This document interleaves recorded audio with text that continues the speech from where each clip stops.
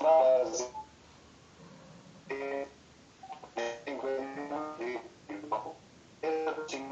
ya que esto tiene sus sitios, cada uno tenemos problemas.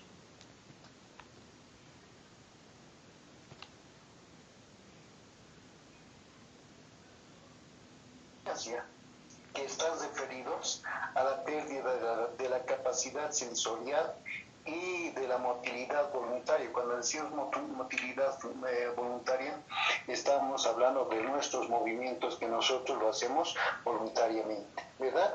Pero cuando hay una inconsciencia, además, están acompañados de una relajación de los esfínteres, o sin ella, como emergencia de un cese de las funciones encefálicas correspondientes.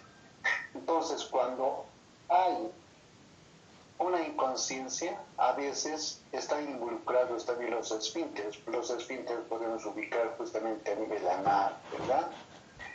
Entonces hay una relajación. Ya el paciente entonces está inconsciente, no sabe lo que está haciendo. De eso más o menos vamos a ir a hablar ahora, ¿ya? La conciencia siempre está en relación con el medio interno y con el medio externo, o con el medio que nos rodea, ¿ya?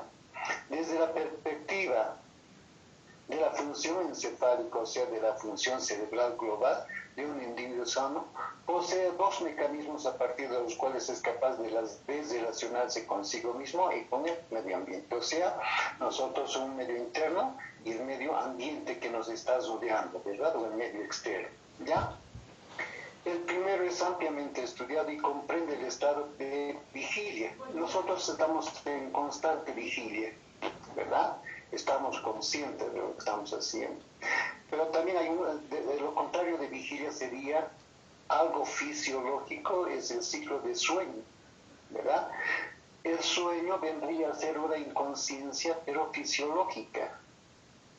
Nosotros siempre estamos en alerta, la mayoría de las veces nosotros estamos en alerta de día y tomamos el sueño de noche, ¿verdad?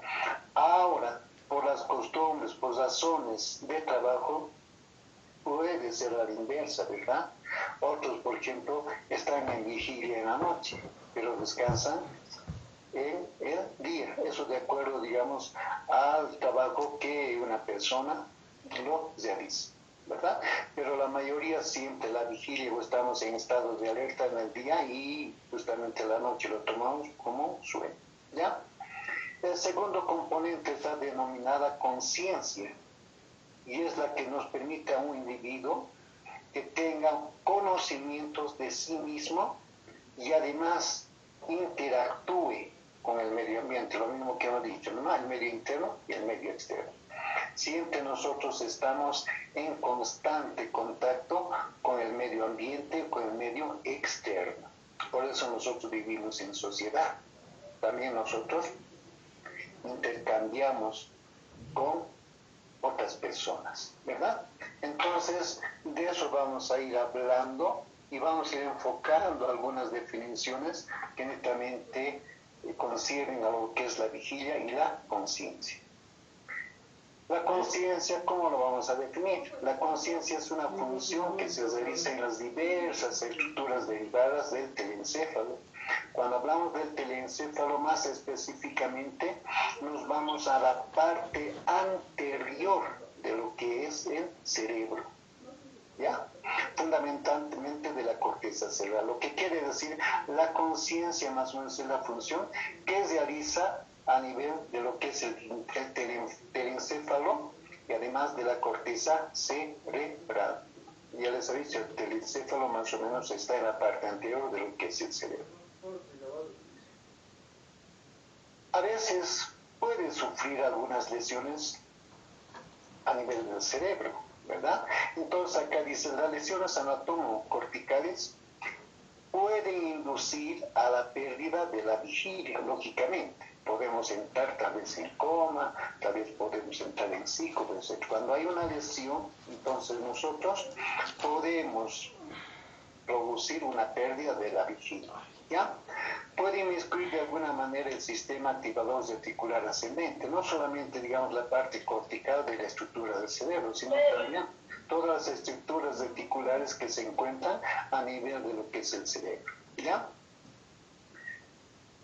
Estas lesiones pueden ser producidas por factores sistémicos, por intoxicaciones o fármacos, ¿verdad? Hay algunos fármacos que sí nos inducen a producir una lesión, lo que necesariamente va a llevar a repercutir a nivel del cerebro en la conciencia. Pueden también producir algunas lesiones, lo que son los traumatismos, como hablamos del TEC, ¿verdad? A veces el TEC nos puede producir un coma, ya puede ser superficial o profundo, ¿ya? Si nosotros hablamos de los trastornos sistémicos, intoxicaciones, estos van a llegar a través de vía hematógena, o sea, a través del torrente sanguíneo, ¿ya? Y por lo tanto, necesariamente, pues, de alguna manera va a afectar la funcionalidad anatómica de ambas estructuras, tanto corticales y lo que son el sistema transmisor, ¿ya? Vamos a hablar del examen del estado mental. Todos nosotros tenemos un cierto nivel de conciencia, ¿verdad? Después vamos a ir desglosando, ¿ya? También hablamos de orientación. Cuando hablamos de orientación nos vamos a referir al tiempo, espacio y persona. También vamos a hablar de las habilidades para la comunicación, la memoria y el lenguaje. Entonces, todos estos, de cualquier manera, están inmiscuidos cuando hablamos del estado mental. Nivel de conciencia. Cuando hablamos del nivel de conciencia, el 1, estamos hablando del desenvolvimiento de la persona. Por eso habíamos dicho, nosotros a un paciente tenemos que ver desde el momento en que entra una persona a nuestra consulta. Ya durante el interrogatorio nosotros vamos a ver cómo esa persona se va desenvolviendo a las preguntas y respuestas que nosotros, o a las preguntas que nosotros le hagamos y las respuestas que la persona nos refiere, ¿verdad? Entonces tenemos que ver cómo su habla, cómo se expresa, sus movimientos, ¿verdad? Cómo se está desenvolviendo dentro del ámbito hospitalario de la consulta un paciente, ¿ya? Tenemos que ver la habilidad, si tiene facilidad de palabra, tartamudea o tiene dificultad para poder hablar, ¿verdad? Tenemos que ver si cumple órdenes verbales. Por ejemplo, yo le puedo decir, escriba su nombre, tal vez tiene dificultad para poder escribir, ¿verdad? Luego también tenemos que ver lo que son las habilidades motoras. Cuando hablamos de habilidades motoras, estamos hablando de los movimientos que pueda realizar el paciente, ¿ya? Entonces, todo eso se refiere al nivel de conciencia.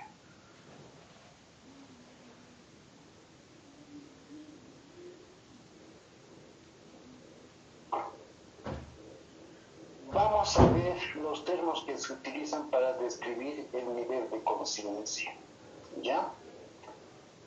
Lo normal, hemos dicho que siempre el paciente o la persona tiene que estar alerta, ¿verdad? Eso es lo normal. Tiene que estar consciente, vigilante y totalmente despierto, ¿verdad? Pero ya algunas anormalidades, vamos a ver lo que es la obnubilización, el paciente estupuroso y el paciente comatoso, pero esto ustedes sí hacen algo anormal, ¿verdad? Lo normal es siempre que el paciente esté en alerta y está en vigilia constantemente o despierto, ¿verdad? Entonces vamos a ir describiendo cada uno de ellos. ¿Qué quiere decir alerta o vigilante? Capacidad de responder a todos los tipos de estímulos sensoriales. Cuando hablamos de estímulos sensoriales, estamos hablando de los 5 sentidos. Una persona es capaz de escuchar, una persona es capaz de ver, una persona es capaz de tener funciones olfativas, ¿verdad? A eso nos referimos cuando aquí decimos capacidad de responder a todos los tipos de estímulos sensoriales, ¿ya?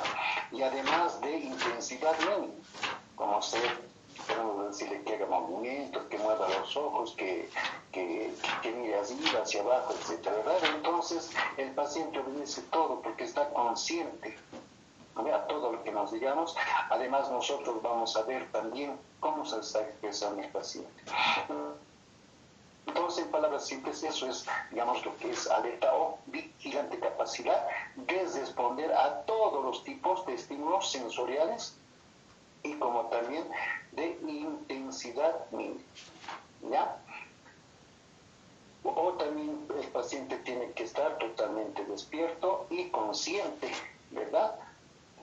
El individuo está completamente despierto cuando está en alerta y además orientado en tiempo, espacio, lugar y persona, ¿verdad? ¿Por qué decimos? Un ejemplo me pueden dar de tiempo. Dice el paciente debe estar despierto, orientado en tiempo. ¿A qué se refiere tiempo? ¿Alguien podría decirme?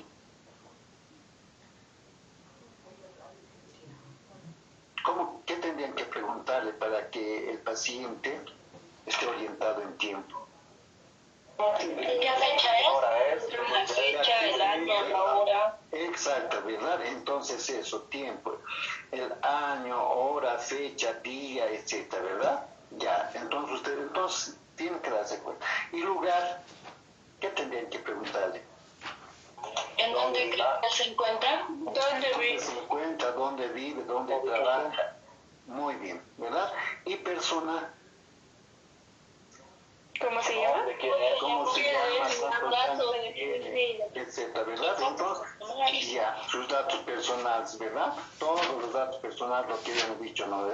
Edad, sexo, nombre, etcétera, etcétera, ¿verdad? Entonces, ahí nosotros nos vamos a dar que el paciente, pues, está consciente porque se orienta en tiempo, espacio y persona, ¿verdad?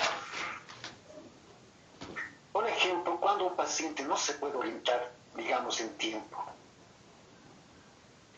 Cuando está en shock. Cuando está en shock, ¿verdad? Ni siquiera nos va a hablar, ¿verdad? Pero también aquellos que tienen un retardo mental, ¿verdad? Especialmente también en los ancianos, por ejemplo, ¿no ve? Por eso los ancianos también se pierden, porque hay una pérdida de la memoria, ¿verdad? Entonces, pero es una enfermedad degenerativa, tal vez, pero podríamos considerar como algo patológico, ¿verdad? Entonces nosotros tenemos que ver todo eso, ¿verdad? Por eso decimos, siempre tenemos que poner en la historia clínica, pacientes orienten en tiempo, espacio y persona, ¿verdad? Para ver si el paciente nos está dando, digamos, todos los datos que nosotros le hemos preguntado, nos están confirmando, son datos fidedignos, ¿verdad?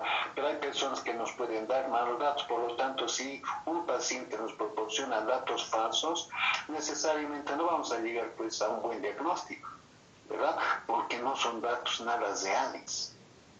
Por eso entonces se pregunta si el paciente está consciente de lo que se está hablando, ¿ya? Además, la persona es capaz de responder a las preguntas que nosotros le hagamos y a las órdenes verbales también que nosotros le hagamos al paciente, ¿verdad? Entonces, tiene que orientarse en tiempo, lugar y espacio, persona, y además tiene que respondernos a las preguntas que nosotros le hagamos al paciente. ¿Se ubican hasta ahí, no ven? Ya, entonces ahora vamos a ir hablando algunos casos ya patológicos. Por ejemplo, cuando vamos a decir que un paciente está obnubilado, o somnoliento, obnubilado o somnoliento son sinónimos. Cualquiera, en los libros van a encontrar cualquiera de los dos es igual, obnubilado o somnoliento, ¿ya? ¿Cuándo vamos a decir entonces que un paciente está obnubilado? Se muestra, cuando un paciente obnubilado es que se muestra somnoliento o dormido la mayor parte del tiempo. Pero acá hay un pero, ¿no ve?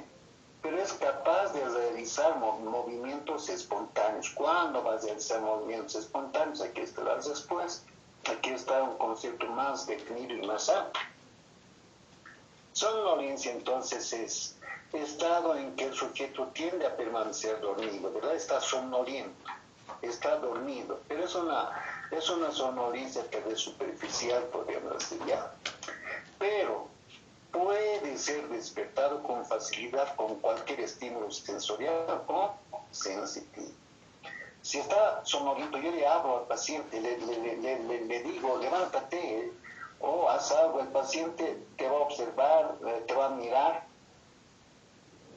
y además puede ser sensitivo, yo le puedo hacer cosquillas, o le puedo pinchar, el paciente entonces va a despertar, ¿verdad? Pero sin embargo, cuando cesa el estímulo, ya sea sensorial o sensitivo, este paciente nuevamente va a tender a dormirse, ¿verdad? O sea, lo que quiere decir, una vez que pase el estímulo, este paciente nuevamente va a dormirse. Y así permanece hasta que se genere otro estímulo, ¿verdad?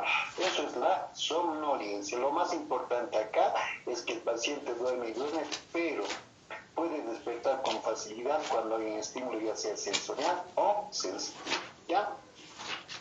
Durante el tiempo en que esté despierto puede atender adecuadamente órdenes sensibles, ¿no? Entonces ese es, digamos, el paciente obnubilado o el paciente somnoliento, ¿ya?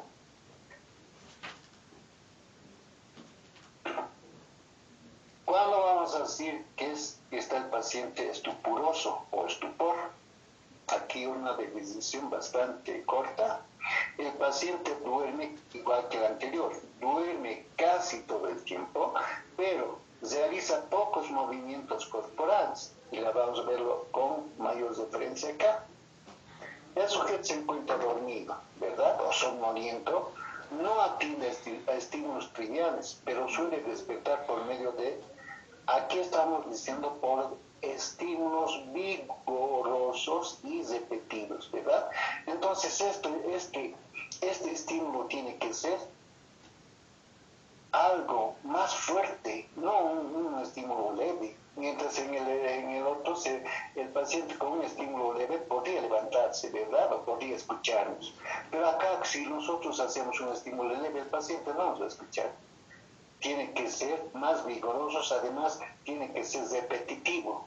O sea, repetir, porque nosotros le pinchamos, no va a despertar, pero nosotros lo pinchamos repetidamente, necesariamente va a provocar el dolor, recién el paciente va a despertar, ¿verdad? Va a retornar a un estado inicial una vez que cese el estímulo, nuevamente va a entrar en estupor, ¿ya? La respuesta a las órdenes verbales es lenta y generalmente es ausente, mientras en las otras sí podía escucharnos, pero acá a veces es lenta, pero más es ausente, ¿ya? Otros autores explican que entre la somnolencia y el estupor incluyen un estado intermedio llamado sopor, ¿ya? Entonces, entre lo que es la somnolencia y el estupor, hay otro paso también llamado sopor, pero no se utiliza mucho porque directamente nosotros pasamos a lo que es estupor. No vamos a poder definir lo que es estupor, ¿verdad? Entonces, esa es la diferencia. Acá el estímulo para que despierte el paciente tiene que ser más repetitivo y además un estímulo vigoroso, ¿ya? Entonces, eso es el estupor. Por último, entramos a lo que es el coma, ¿verdad? El coma ya sabemos que se refiere a pacientes inconscientes, por mucho que le pinche, por mucho que le hables, por mucho que lo sacudes, el paciente no va a despertar, ¿ya? Entonces, ¿cómo lo vamos a definir? Acá el coma. El paciente se encuentra dormido, carece de respuestas a cualquier estímulo, ¿verdad?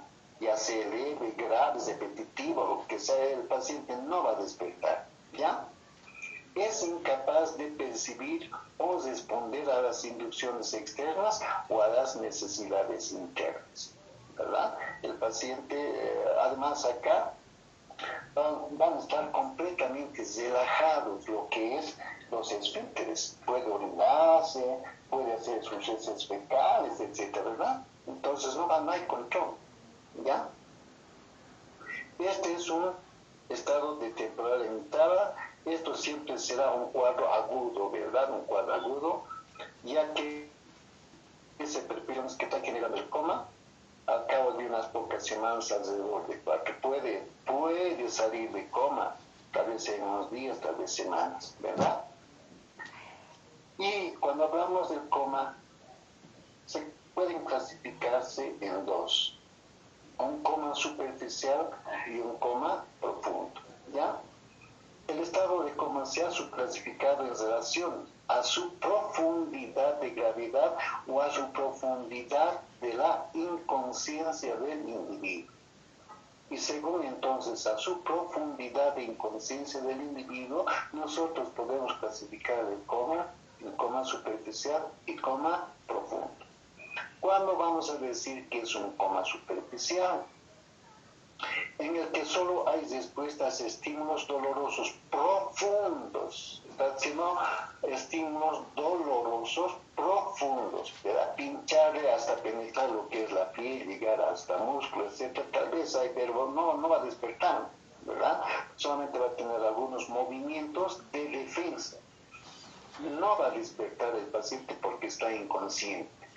Solamente a estímulos dolorosos puede tener un poco de movimiento como a modo de dependerse, ¿sí?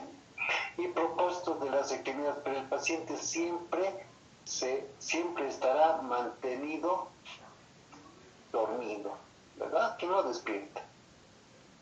Entonces es el coma superficial, lo que quiere decir solamente va a dar unas respuestas de movimientos cuando hay estímulos dolorosos y muy profundos, pero el paciente no va a despertar. ¿Cuándo vamos a decir que es un coma profundo? En el que no hay respuestas a los estímulos dolorosos ni reflejos, incluso se pierden los reflejos patológicos y del tono muscular, ¿verdad? Entonces aquí hay una gran diferencia. Aquí en el coma superficial puede dar respuestas a un movimiento, no a estímulos dolorosos, pero acá no, ¿verdad? Por eso se llama coma profundo, ¿sí? Entonces ahí está la diferencia.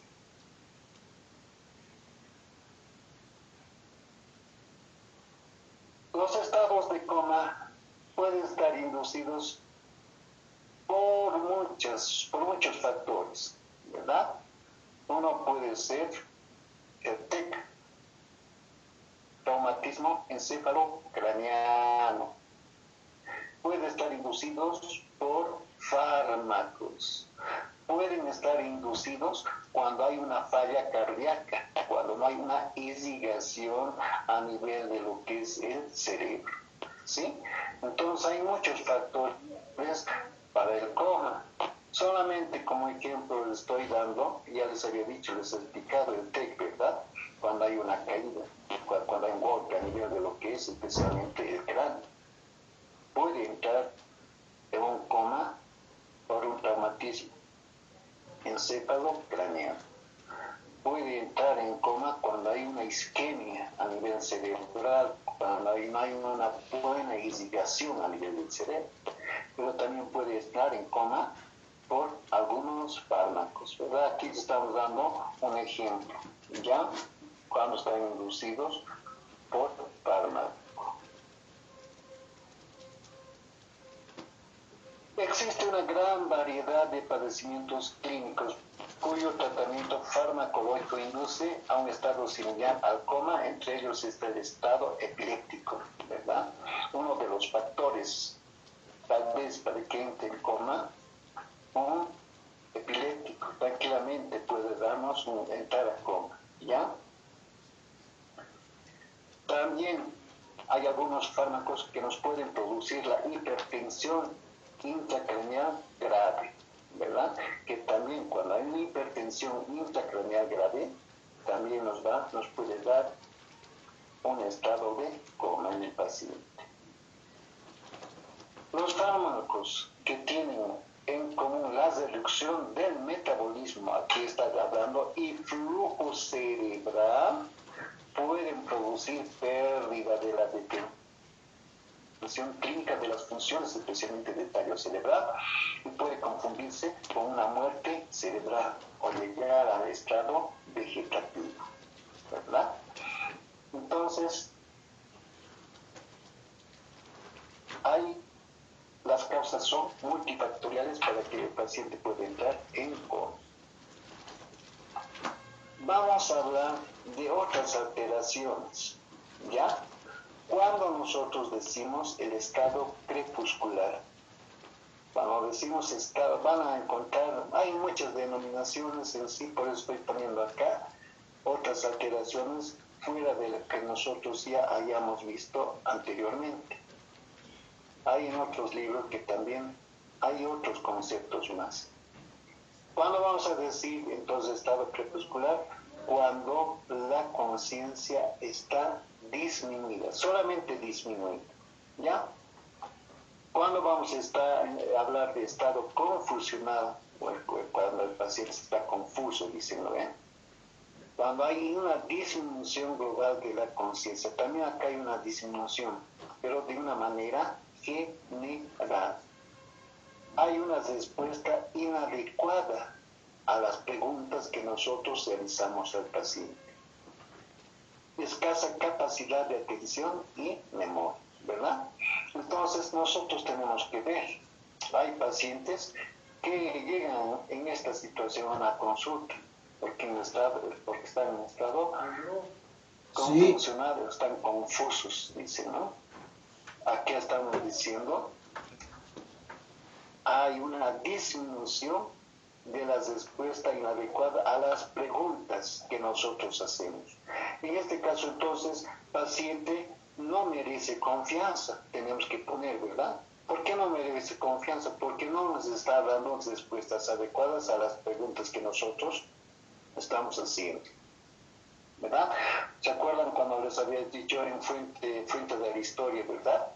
Entonces el paciente tiene que siempre, cuando se orienta en tiempo, espacio y persona paciente, entonces merece confianza. Pero en este caso, en la historia clínica vamos a poner, pues, paciente no merece confianza, porque no nos está dando una respuesta a las preguntas que nosotros requerimos, ¿verdad? Ya, entonces el estado confusión. ¿Cuándo vamos a hablar de una lipotimia?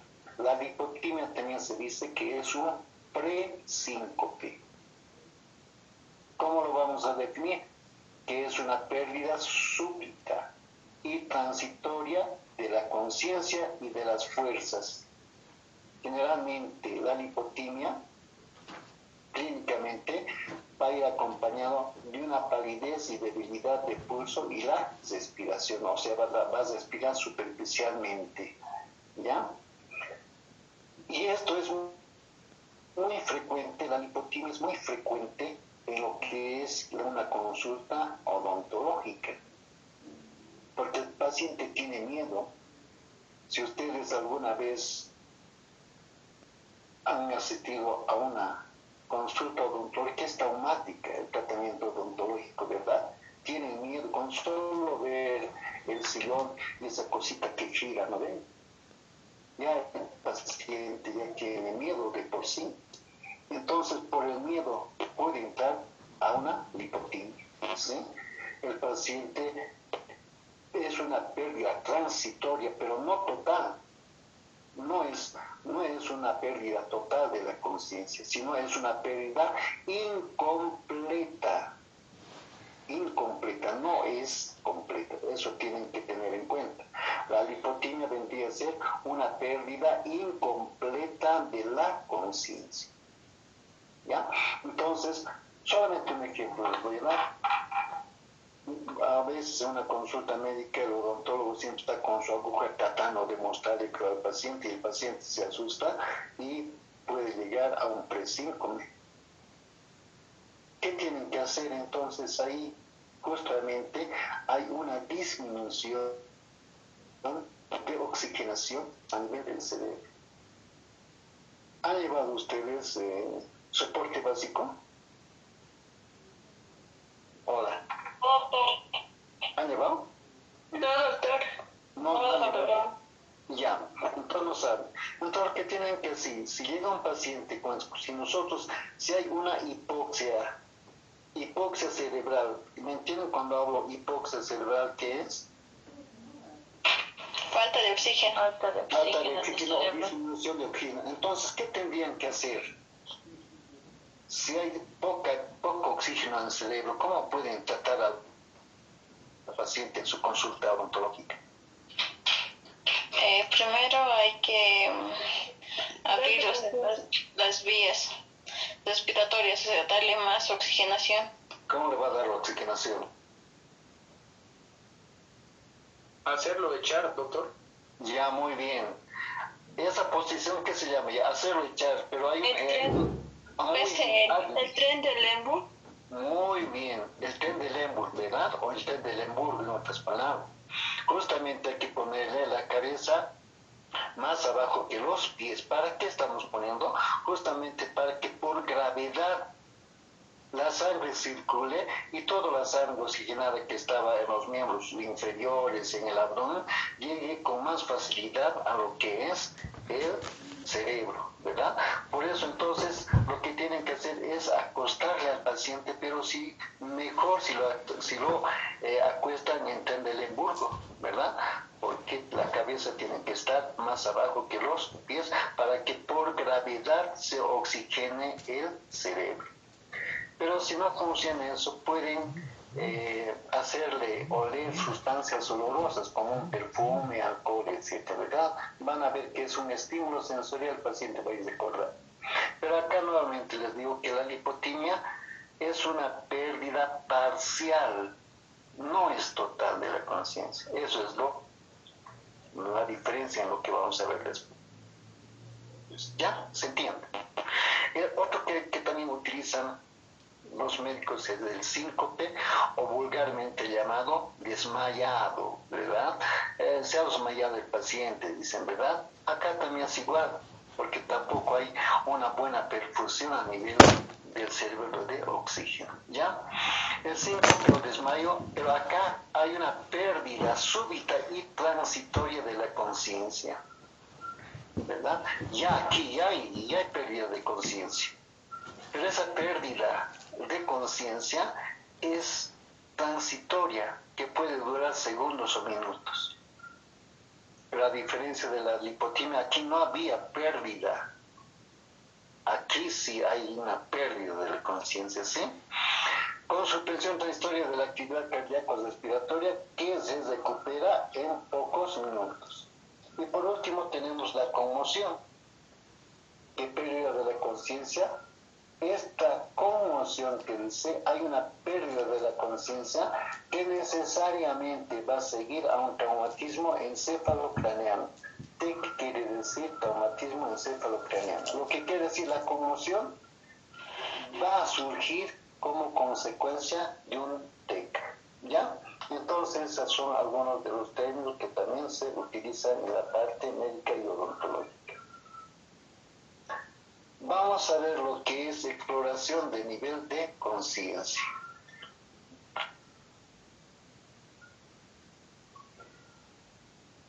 Estímulos necesarios para despertar al paciente. Cuando un paciente está dormido, primero debemos llamarlo por su nombre.